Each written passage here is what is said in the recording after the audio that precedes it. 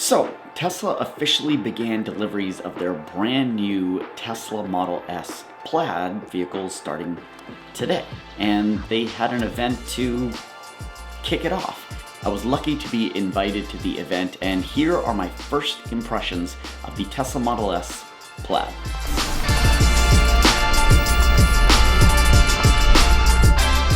Now, we already know a bunch about the Tesla Model S because the features and everything about the car has been available on Tesla's website for a couple months now. You could order it, and everyone who ordered it has been anxiously waiting their vehicles. But today, we got to physically see, touch, and experience Plaid. So let's start with what we know. We know that the new Model S features a brand new yoke steering wheel. A lot of people wondered if this is going to make it into the final build, and it did. All the Model S's in today's event had the brand new yoke steering wheel. Secondly, we know that there's still going to be a display behind the steering wheel, and we know that the center display is going to be moved from a portrait display to a landscape display, still remaining 17 inches, but is going to be a way higher resolution. And we also know that there's going to be a third display for the rear passengers. Pretty slick and cool and modern and futuristic. Now, the new Model S is also going to feature the same ventilation system as the Model 3 and Y, the seamless air vent, no manual vents to move or fiddle with. All these upgrades to the interior really brings Tesla's iconic Model S from what felt like it was aging. Now, many who sit in a Model S for their first time are shocked and impressed with it, but those of us who have rode in a Model S, compared to a Model 3 and Y, it was starting to show its age. So it needed an update, and so here we are with the brand new Model S Plaid. So let's talk about what we learned at the event. The first thing that we learned was that the new Model S has the lowest drag coefficient of any electric vehicle in existence. Previously to that, Lucid actually touted to have a lowest drag coefficient at 0.21.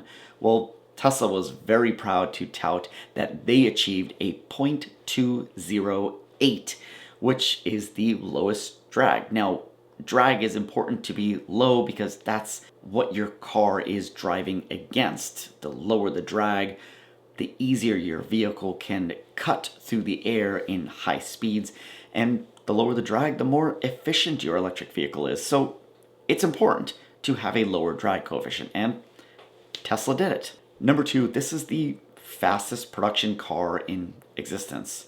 It's 0 to 60 in 1.99 seconds. That's insane, and I'll get to how insane it is because I got to physically experience that at tonight's event. The next was the range. Now, the Model S is touting a 390-mile range for the tri-motor variant. Now, if you go down to the all-wheel drive, you can achieve just over 400 miles. Now, I think it's about 412 is what Elon said. Jokingly, hopefully he can achieve 420.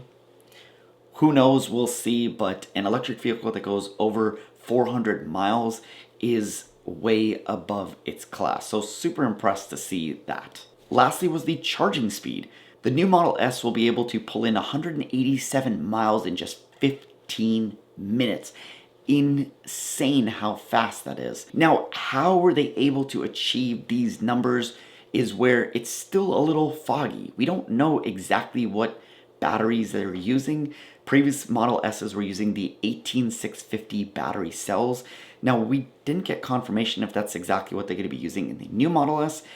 And if they are, what have they done differently to achieve these numbers?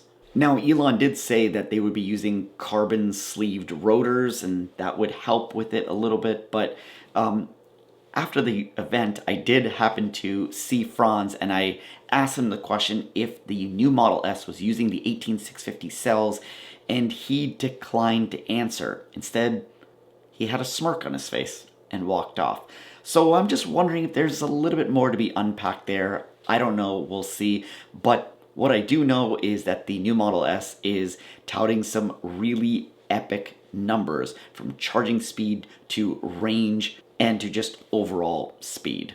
Now, of course, Model S still one of the safest vehicles. In fact, according to one of the slides that Tesla showed, it's number 2 in safety, only second to the Model 3 rear-wheel drive, which is the vehicle that I have.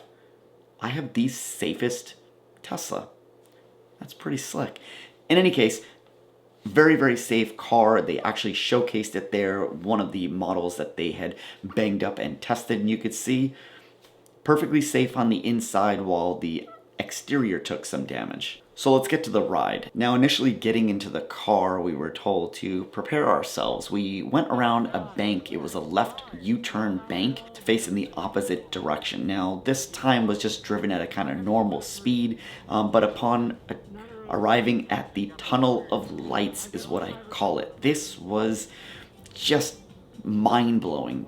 It was a tunnel of lights. Now, once we got to the tunnel of lights, we did initiate what's called a launch mode, which puts the vehicle into cheetah stance, which it actually lowers the front of the car, raises the rear of the car. It helps the car to achieve an even faster, even more aerodynamic speed, and then we let it rip. Yes! Oh my God! It was crazy how fast this vehicle flew down that track. And then at the end, we took a left bank at around anywhere from 40 to 60 miles per hour. And the handling of this vehicle was just phenomenal. It was amazing to see this vehicle fly down the track. Literally, my brains felt like they were at the back of my head. I had to put my head on the headrest. And it was just impressive. Not only was it impressive at how fast it went and how well it handled on the track, the overall build, as I was getting in and out of the car, as well, we were there with a friend who was taking delivery. So while she was taking delivery, she actually got to get Franz to sign her vehicle. Congratulations. Oh my God, that is a nice signature. But getting into her car and firsthand experiencing that vehicle, you can tell that this is a huge leap and jump from the previous Model S. In general, the entire build, the sound, the quality of the material, the quality of the build just feels like $100,000 car. It feels like a premium vehicle. And that's what I was really impressed with. I was impressed with the numbers. I'm always impressed with the tech. And speaking about tech, they brought up the 10 teraflop computer, basically the PlayStation 5 that's running in this vehicle. And they just happened to drop on us that it was able to play Cyberpunk 2077. That's a PlayStation 5 game. That's an Xbox Series X game, and it's playing in your car. Insane. Not only that, but they were playing it with Xbox controllers. I happen to notice that there was a Tesla controller. We're probably going to see that it was shaped sort of in a yoke, I believe. But in any case, I'm not one to play a long format game like that in my car, but if you are, here's your chance. Here's how amazing this vehicle is.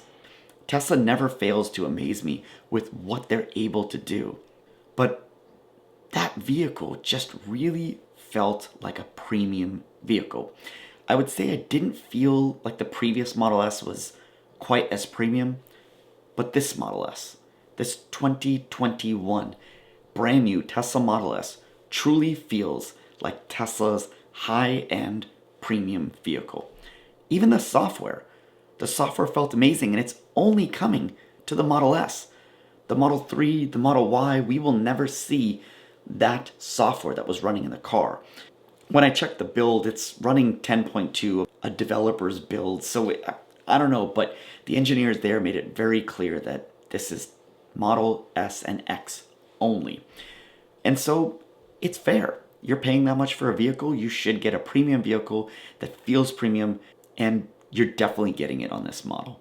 I'm curious to know what you think. What do you think about the brand new Tesla Model S? Let me know down in the comments, and if you like this video, hit that thumbs up button, and if you're not already subscribed, please consider subscribing. Thanks for tuning in, and I'll catch you guys next time. See ya.